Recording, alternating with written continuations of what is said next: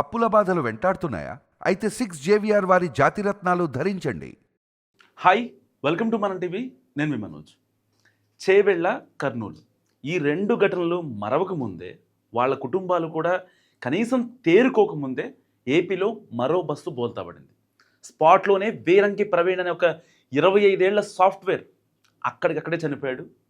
ప్రమాదం ఎలా జరిగిందో మీకు సీన్ టు సీన్ ఎక్స్ప్లెయిన్ చేసే ప్రయత్నం చేస్తా. బస్సు భారతీ ట్రావెల్ సంబంధించింది. ఏలూరు నుంచి హైదరాబాద్ బయలుదేరింది. కరెక్ట్గా 7:30 ఏలూరు బస్టాండ్ దగ్గర ఈ బస్సు దాదాపుగా ఒక 15 మంది ప్రయాణికులతో బయలుదేరింది. ఈ భారతీ ట్రావెల్స్ బేసిక్గా అంటే ఈ బస్సులు ఎక్కువ మనకి రోడ్డు మీద కనిపించవు, చాలా తక్కువ ఉన్నాయి అన్నమాట ఈ బస్సులు.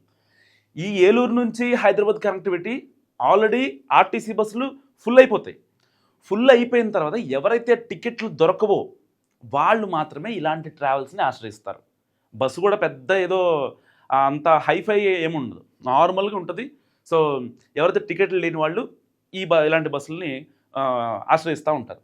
సో ఇలాంటి నేపథ్యంలో బస్సు 7:30 ఏలూరు బస్ స్టాండ్ నుంచి బయలుదేరింది. ఏలూరు, చింతలపూడి, ధర్మాజిగూడెం, సత్తుపల్లి, ఖమ్మం, సూర్యాపేట, హైదరాబాద్ ఇది బస్సు రూటు. కరెక్ట్గా బస్సు బయలుదేరిన గంటకి లింగపాలెం దగ్గరికి వచ్చింది. ధర్మాజిగూడెం దాటిన తర్వాత సరిగ్గా లింగగూడెం దగ్గరికి వచ్చిన తర్వాత అక్కడ జూబ్లీ నగర్ అని చెప్పి ఒక చిన్న కల్వట్టు ఉంటుంది అనమాట. ఆ కల్వట్టు దాటిన తర్వాత చుట్టూ మొత్తం పంట పొలాలే ఉంటాయి. సో దగ్గరలో ఒక చిన్న డ్యామ్ కూడా ఉందన్నమాట, ఆయకట్టు ప్రాంతం అది. సో అలాంటి ప్రాంతంలో ఒక బండిని ఢీ కొట్టింది. ఫస్ట్ బండిని ఢీ కొట్టిన తర్వాత బండోళ్ళు రోడ్డు మీద పడిపోయారు. Hit and run case. ఇంకా వాళ్ళని అప్పటికే కొట్టిన తర్వాత ప్రయాణికులంతా అలర్ట్ అయ్యారు. ఏదో సౌండ్ వచ్చింది, ఏమైందా ఏంటని చెప్పి క్లీనింగ్ జరిగితే లేదు, ఏం కాలేదన్నా, ఏం కాలేదు, ఇబ్బంది ఏం పడమాకని చెప్పి మీరు పడుకోండి అని చెప్పి వాళ్ళందరినీ పడుకోబెట్టి కరెక్ట్గా ఆ క్లీనరు ప్రయాణికులకి అందరికి చెప్పిన తర్వాత 10 నిమిషాలకి కట్ చేస్తే బస్సు పల్టీ కొట్టి ఈ పంట పొలాల్లో ఉంది. అవంతా కూడా నీళ్ళు అనమాట. ఒక పక్క వర్షాలు పడుతున్నాయి కదా, సో నీళ్లు కనీసం ప్రయాణికులకి అర్థం కాలేదట. అక్కడ స్పాట్లో ఉన్న ప్రయాణికులు చెప్తున్నారు. ఎందుకంటే ఆ డిస్టర్బింగ్ విజువల్స్ ఇస్తే యూట్యూబ్ బోర్డు గైడ్లైన్స్ ప్రకారం నేను అవి చూపించలేకపోతున్నాను మీకు. సో వాళ్ళు చెప్పింది ఏంటంటే మాకు బస్సు మొత్తం తిరగబడిపోయింది, మాకేం అర్థం కాలేదు. కానీ ఈ 4-5 ప్రయాణికులు ఎవరైతే ఉన్నారో ఒక అతను లేపుతుంటే కనీసం అతను లెగట్లేదంట. ఆల్రెడీ వీళ్ళంతా అయోమయంగా ఉన్నారు, బస్సు ఆల్రెడీ పల్టీ కొట్టిపోయింది.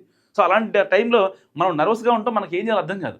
సో పక్కన ఉన్న ఒక అబ్బాయిని, ఎవరైతే ఈ సాఫ్ట్వేర్ వీరంకి ప్రవీణ్ అనే ఒక అబ్బాయి ఉన్నాడో అతను వర్క్ చేసుకుంటూ ఇట్లా ల్యాప్టాప్ ఇట్లా తిరిగిపోయేసరికి ఆ అబ్బాయి అసలు ఉన్నాడా లేడా ఏంటని చెప్పి వెంటనే అక్కడికి వెళ్ళి చూస్తే ఆ అబ్బాయి స్పాట్లో చనిపోయాడు.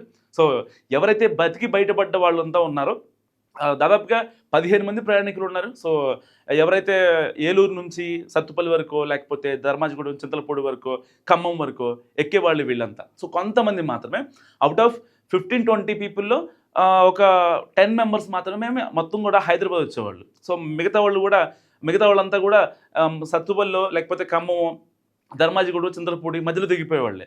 సో అక్కడికి ఎక్కించుకొని వాళ్ళ దగ్గర ఎంతో డబ్బులు తీసుకొని వెళ్తూ ఉంటారనమాట ఈ ప్రైవేట్ ట్రావెల్స్ వాళ్ళు.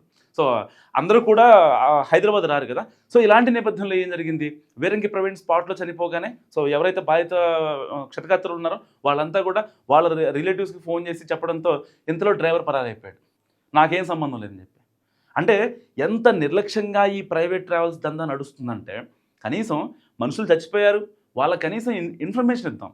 ఆ ట్రావెల్స్ ఏలూరుకి ఫోన్ చేసి వాళ్ళ ఆఫీస్కి ఫోన్ చేసి ఇట్లా బస్సు యాక్సిడెంట్ అయింది, something some what happened, so ఒకళ్ళు చనిపోయారు, కనీసం ఇలాంటి ప్రాపర్ ఇన్ఫర్మేషన్ ఏం లేదు. బయటకు వచ్చిన బతుకు దేవుడా అంటూ బయటకు వచ్చిన బాధితులు వాళ్ళ రిలేషన్స్కి ఫోన్ చేసి వాళ్ళందరూ తెప్పించుకొని వీళ్ళే పోలీసులకు ఇన్ఫర్మేషన్ ఇచ్చుకొని అంబులెన్స్ని పిలిపించి క్షతగాత్రులంతా కూడా హాస్పిటల్కి పంపించిన పరిస్థితి. నిజంగా ఎంత దారుణంగా ప్రైవేట్ ట్రావెల్స్ బస్సులు తిరుగుతున్నాయంటే, ముందు ఆ డ్రైవర్లకి కొంచెం ట్రైనింగ్ ఇవ్వాలి. అంటే ఒక ప్రమాదం జరిగిన తర్వాత ఏది ఫస్ట్ ఏది సెకండ్ అనే ఒక ట్రైనింగ్ ప్రాపర్గా ఇవ్వగలిగితే ఇలాంటి ప్రమాదాలు ఏవి కూడా చెప్పిరావు. కానీ ప్రమాదం జరిగిన తర్వాత తీసుకోవాల్సిన చర్యలు కనుక విఫలమైతే ఆ నష్టం అనేది ఇంకాస్త పెరుగుతూ ఉంటుంది. ఇప్పుడు స్పాట్లో చనిపోయింది ప్రవీణ్ ఒక్కడే, కానీ ఒకవేళ అక్కడ ఆ క్షతగాత్రులను రెస్క్యూ చేయడంలో ఏమైనా ఇబ్బంది అయితే వాళ్ళు కూడా చనిపోతే పరిస్థితి ఏంటి, ఒక్కసారి ఆలోచించండి. ఈ బస్ ప్రమాదం గురించి మీరేమనుకుంటున్నారో మస్తుగా కామెంట్ చేయండి. చూస్తున్నామండి మనం టీవీ.